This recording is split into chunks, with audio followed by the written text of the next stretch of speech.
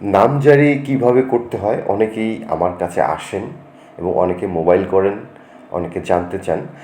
আজকে নামজারি কিভাবে করতে হয় পুরো প্রক্রিয়াটা আপনাদেরকে আমি জানাবো। আপনাদের আর কোথাও যেতে হবে না, আপনারা নিজেরাই নামজারি করতে পারবেন। এবং নামজারি করতে করতে যা লাগবে সে হচ্ছে জমির দলিলের সার্টিফাইড কপি অথবা মূল কপি, তারপর হচ্ছে এসএ খতিয়ান, আরএস খতিয়ান বা যে খতিয়ানগুলো লাগবে সে খতিয়ানগুলো আর কি।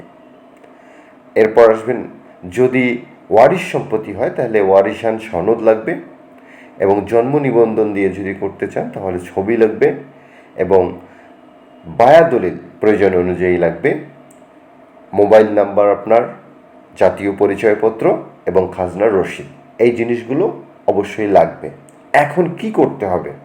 প্রথমে যে কাজটি হচ্ছে, এই সবগুলো ডকুমেন্ট নিয়ে নাগরিক অথবা কম্পিউটার কর্নার থেকে অনলাইনে একটা আবেদন করবেন।